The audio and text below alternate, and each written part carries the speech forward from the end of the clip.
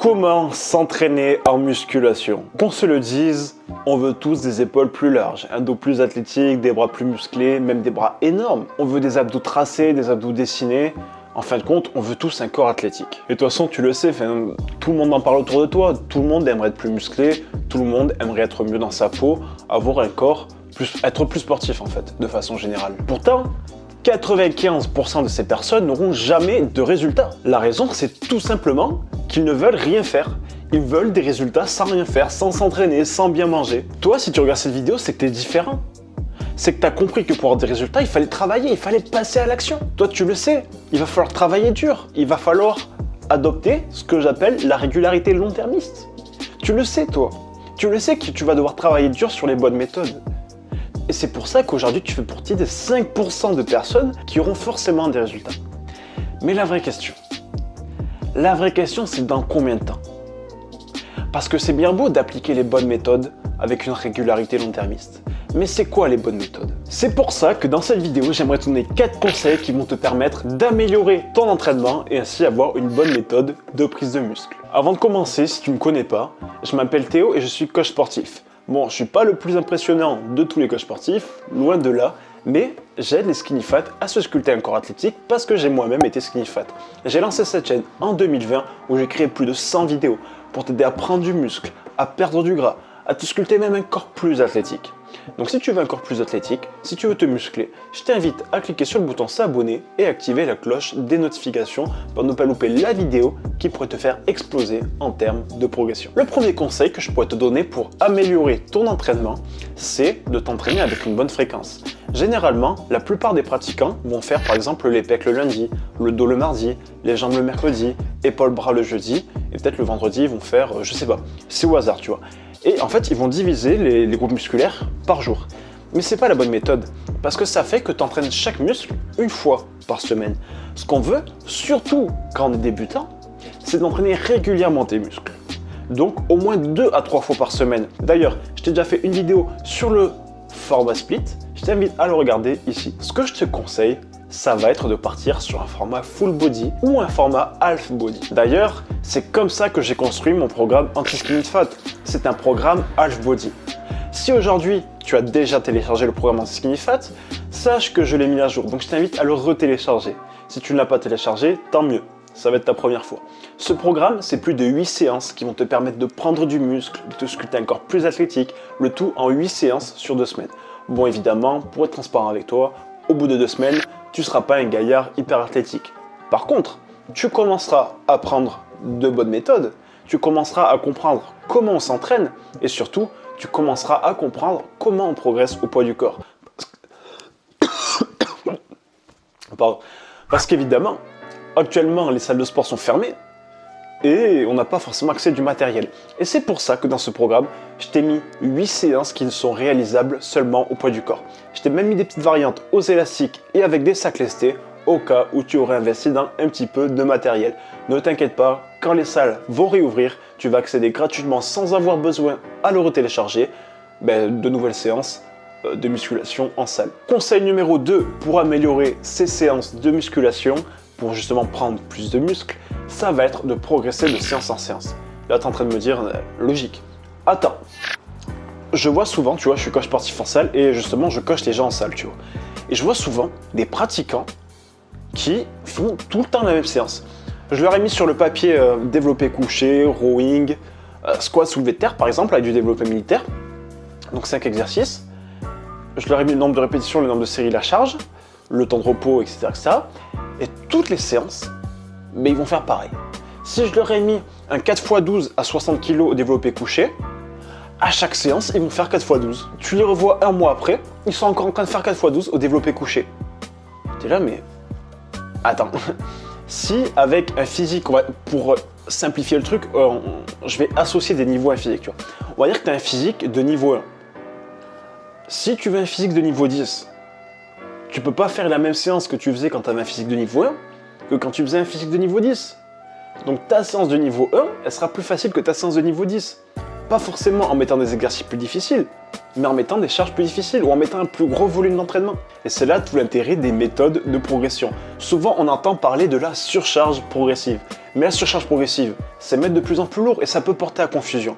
Parce qu'on se dit bêtement, si un mec met 100 kg développé couché, il a forcément un meilleur physique qu'un autre mec qui met 60 kg développé couché. Et c'est totalement logique. Par contre, c'est pas parce que toi, dans ta séance, t'es passé d'un 4x12 à 60 à un 4x8 à 62,5 que tu as progressé. Parce que quand tu vas mettre plus lourd, tu vas automatiquement mettre plus de tension mécanique. Et cette tension va devoir se répartir. Et si tu dégrades ta technique, la tension ne va pas se répartir de la même manière. Donc, tu n'auras peut-être pas les mêmes muscles engagés dans le meilleur des cas, et dans le pire des cas, tes articulations vont en prendre cher et ça peut mener à la blessure. Donc, quand tu auras progressé, c'est pas quand tu passeras d'un 4x12 à 60 kg à un 4x8 à 62,5 avec une amplitude dégueulasse. C'est quand tu passeras d'un 4x12 à 60 kg à un 4x12 à 62,5 avec la même exécution, avec le même volume, donc 4x12 comme je t'ai dit, et avec le même temps de repos et le même tempo. Troisième conseil pour améliorer ces séances d'entraînement, ça va te sembler contradictoire, mais ça va être de s'entraîner un peu moins et de laisser des jours de repos. Là, tu es en train de te dire, mais Théo, moi je veux prendre du muscle, donc je m'entraîne au maximum. Et pareil, ce raisonnement, il est un peu logique. Quand on regarde les films, les héros, wow, les héros, ils en font le maximum, ils s'entraînent vraiment à fond. Tous les matins, tous les soirs, ils y passent la journée, et à la fin, ça devient les héros du film. Enfin, au tout début du film, ils sont nuls, qu'on se le dise, c'est des personnes random à qui on peut s'identifier, et à la fin du film, ce sont devenus des super-héros ou des mecs qui ont accompli quelque chose. Et pour ça, on les voit travailler, mais à fond tous les jours. Et forcément, psychologiquement, on se dit, plus on en fait, plus on va prendre. C'est comme dans notre société aujourd'hui. Plus tu travailles, plus tu gagnes d'argent. Logique, on est payé à l'heure. Et donc on se dit, automatiquement dans la musculation, plus on s'entraîne, plus on gagne de muscle. C'est comme si on gagnait du muscle à l'heure en fait. Sauf que c'est pas comme ça que ça se passe. Il faut laisser des jours de repos parce que tes muscles, tes articulations et ton système nerveux, ils ont besoin de se reposer et aussi de se renforcer. On va voir, regarde, ça c'est le niveau de tes muscles. Pareil, on va reprendre un niveau simple. Ça, ils sont au niveau 10. Pendant l'entraînement et un petit peu après l'entraînement, ils vont descendre au niveau 8, 9 ou 7 ou 5. Enfin, ils vont descendre à un niveau inférieur. Et après, il va y avoir un phénomène de surcompensation où là, le muscle, il va passer peut-être au niveau 12. Et quand il sera au niveau 12, tu vas le rentraîner, son niveau, il va rebaisser. Il ne va pas rebaisser au niveau 5 ou 6. Il va peut-être rebaisser au niveau 10. Et avec la récupération, il va peut-être monter au niveau 20. Au niveau 20, il va rebaisser avec l'entraînement. Donc, tu vas le rentraîner au niveau 20. Ça va baisser peut-être au niveau 15. Et hop, avec le phénomène de surcompensation, tu vas passer au niveau 25, etc., etc. Sauf que si aujourd'hui, tu ne laisses pas de temps de récupération, en fait, ce que tu vas faire, c'est que tu vas passer du niveau de... Allez, on va dire que tu es niveau 20, tu vas passer au niveau 15, tu vas pas laisser le phénomène de surcompensation redécoller, donc tu vas faire 20, 15 avec l'entraînement, tu vas le rentraîner alors qu'il est encore au niveau 15, il va passer au niveau 10, peut-être qu'il va remonter un petit peu au niveau 13, et hop, tu vas le rentraîner, et au fur et à mesure, comme ça, il va plonger. Bon, évidemment, c'est un peu plus compliqué que ça, je vais me faire détruire avec cette analogie-là, mais...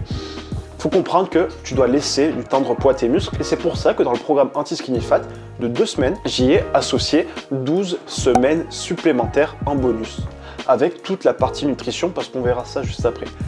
Les 12 semaines d'entraînement, tu verras, j'y ai laissé des temps de repos et il y a même des semaines où tu vas t'entraîner avec très peu de volume. Tu vas me dire, mais Théo, moi je veux prendre du muscle. Il y a des phases où tu vas devoir te reposer et c'est tout à fait normal. Donc aujourd'hui, si 2 semaines d'entraînement, tu as bien compris que ça ne te suffisait pas.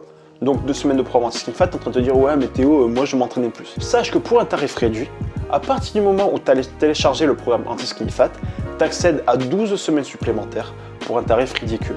Et tu accèdes aussi à la partie nutrition entièrement. Donc calculateur de macronutriments, calculateur de besoins caloriques, la liste des meilleurs aliments, tu accèdes même à un plan de diète à copier-coller que je crée devant toi. Donc vraiment, tu as tout ce qu'il faut partie alimentation, tu as tout ce qu'il faut partie entraînement. Et c'est là qu'on en vient justement au 4e point. D'ailleurs, j'ai oublié de te le dire, mais le programme, il se retrouve en description. On passe donc au 4e conseil pour améliorer ses entraînements, pour améliorer sa progression. Et là, étrangement, on ne va pas parler d'entraînement, mais d'alimentation.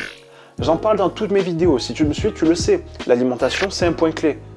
Aujourd'hui, si tu me suis, tu sais que l'alimentation, c'est l'essentiel, mais que tu n'as pas besoin de manger riz, brocoli, poulet à tous les repas. Non.